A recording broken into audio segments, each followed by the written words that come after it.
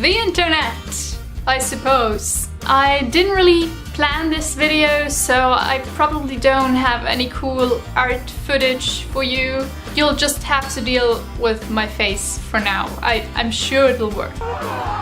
For those who want a TLDR of this video, here you go. Freelancing these past couple of months has been awesome and scary. The scary part are taxes and finances, and the awesome part is basically everything else. So here you go, what an unexpected answer. The more you know.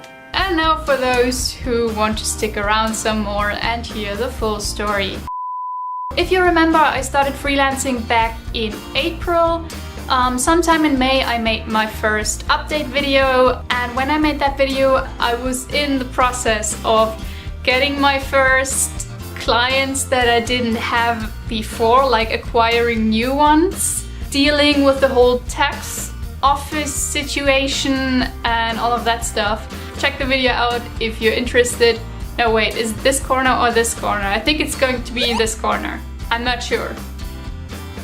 The first 3 months were a roller coaster ride because it was suddenly so hard to calculate my income, and like I said in the last video, I saved up some buffer and I was very happy that I had that buffer because my tax number took forever, and without the tax number I can't send invoices, and without invoices I can't get any money even though I could work. So that sucked. Thanks, tax office. The good thing is that I had some clients who were really cool. So they were like, hey, just do like a small note on the invoice, we're still gonna pay you. I just had to write all the invoices double, so I had to write them without the tax number, and then I had to write them again with the tax number, and they were totally fine with it. So I resent them all the invoices in the correct form a couple of months later. And the importance of that freaking tax number really becomes clear when you see how much stuff is attached to it. Because my whole insurance thingy changed, and in order to get some insurance stuff done, I had to have my new tax number, and in order to get my international tax number to be able to work for American clients, I needed my regular tax number, which I didn't have, and I think you're starting to see a pattern here. So yeah, how did all this happen? I knew that the tax number was going to take 6 weeks, and in extreme cases 8 weeks. So I waited 2 months, I didn't hear back from the tax office, and then I started calling them. And then the colleague that had my tax number was on vacation. So I pretty much called them in like 3-day intervals. And finally, one day, I was able to get a hold of somebody, and I was like, yeah, the guy's back from vacation. I'm not him, but he's my colleague and he's not on vacation anymore, but he already left. It's 2 p.m. Why did he already leave? From what I know, it's just as bad in other countries with people that work for the government just leaving around 2 or 3 p.m. Like, I don't know how they get any work done, but it's pretty much impossible to get a hold of them if you want to do like your calls in the afternoon. After 1.5 weeks of trying and after 2 months of waiting, I finally get a hold of that one person that had my freaking tax number, and here's how the conversation went down. Oh yeah, so what's your current address? Well, it's Internet Street 1234, the address that I have used for the past 2 years. And the one that is on every freaking document you guys have of me. Ah yeah, hold on. Oh yeah, the documents were sent to Street. That's where my parents live. Ah yes, then they probably were sent to your parents, and because you don't live there, they were resent, and the post office, yeah, they probably got lost. You see, we have this assistant in the mail office, and she sent it to that old address, and bullshit. Every person in the tax office that I had previously called asked me for my address so that they could confirm that I am me. And everyone had the correct address. The address that I've used for the past 2 years. So how come this one person that should have my real address to send me the freaking paperwork that I've been waiting for 2.5 months does not have my address? Also, my parents and I still share the same last name. So even if they had sent the paperwork to my old address, they would have sent it to my parents. They have the same last name and they would have taken it and given it to me. So why the fuck? So yeah, all of that leads me to believe that someone just forgot to send me my text number. Thanks. So if you can learn anything from this story, is again, get your paperwork done as soon as possible. Call the freaking tax office, and if you have any other paperwork, be it insurance or tax lawyer or just stuff like that, just call people. Just call them.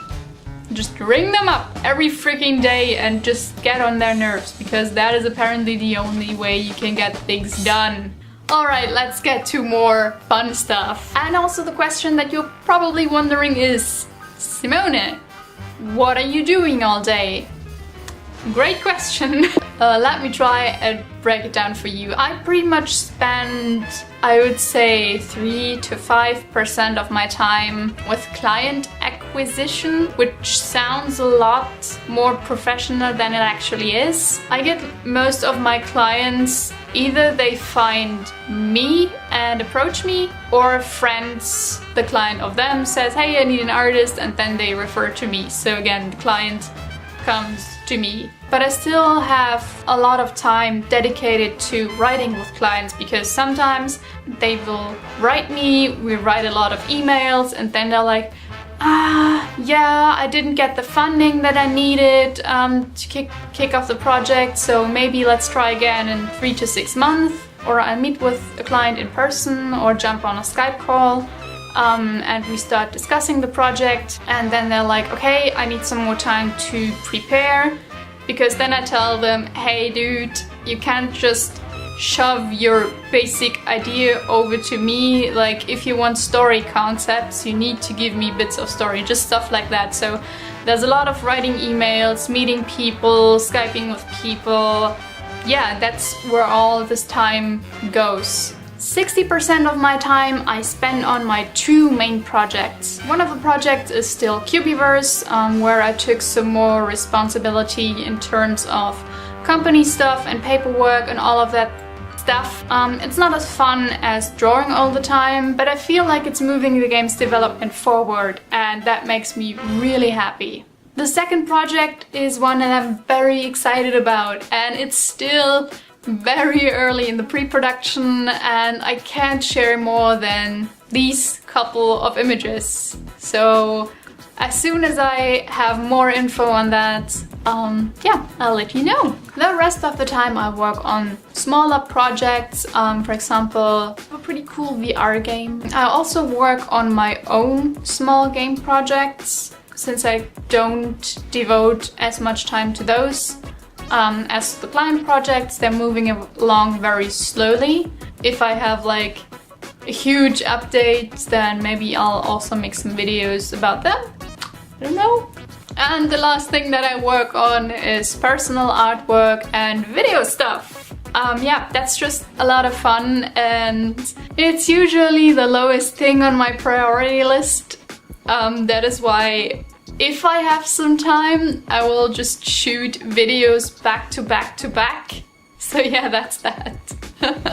As you can probably guess, that is a lot to juggle and a lot to balance. And that was also what I was struggling with the most in the first couple of months.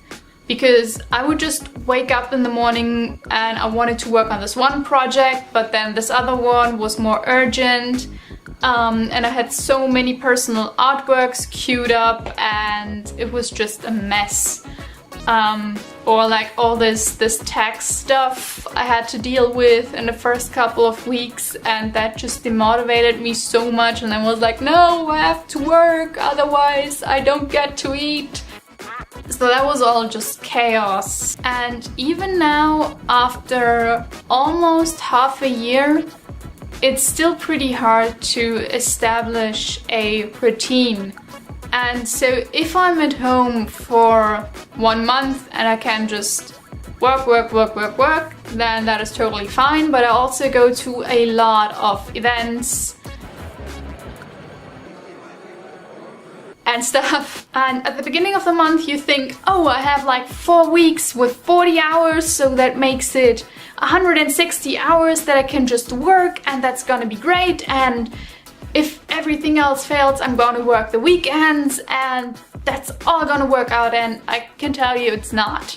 If you just go to one event in 1 month, then that 1 month only has 3 weeks. And yeah, then you have all this stuff like paperwork, taxes, talking to clients, and just stuff like that. So you just spend your time talking to people, and then you look at the clock and you're like, holy shit, it's already past noon. Fuck, what am I doing with my life? What I want to say is it gets pretty chaotic. What I usually do is make a Trello board, and I have all my tasks for various clients in columns. The bigger projects get their own column because there's weekly and monthly tasks I have to do for them. The video stuff gets its own column, and also my artwork gets its own column. And I just prioritize my tasks with colors. Yellow is, oh, I should do that this month. Orange is, this has to be done this week, probably, maybe, yeah, definitely.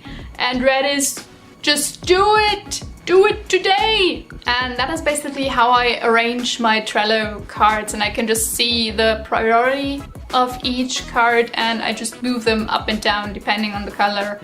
And then at the beginning of a week, I just look at all the tasks and I put them in my calendar. And yeah, that's how I know when I have to do what. Sketchtember. Can I get a segue for that? There we go. So it is apparently Sketchtember now, and I have no idea what that is. And all of you guys have been sketching away your little souls, and I haven't drawn shit this whole month. Next month is going to be Inktober, and I'm already having nightmares about that. I'm not kidding, I literally had a nightmare where I had to draw traditionally and everything sucked, and I was the worst person in the whole drawing class, and it was awful. Where was I? Yes, Inktober. So I'm not taking part in Sketchtember, but I will take part in Inktober. And maybe I plan on doing like a mini vlog series about that, but I don't know if I will be able to keep it up. I still don't know what kind of theme I want for Inktober. Oh, another segue! That one was pretty, wasn't it? The last topic I wanted to talk about were the weekly game projects that I started in my last video, and I have not been very consistent with them. Like, it started out good, then stuff got in the way, and now I just can't keep up with them anymore. So the plan for the mini projects is to still continue them, and I still have a lot of ideas that I definitely wanna do, but yeah, with the weekly projects I'm just not gonna do them every week anymore. Yeah.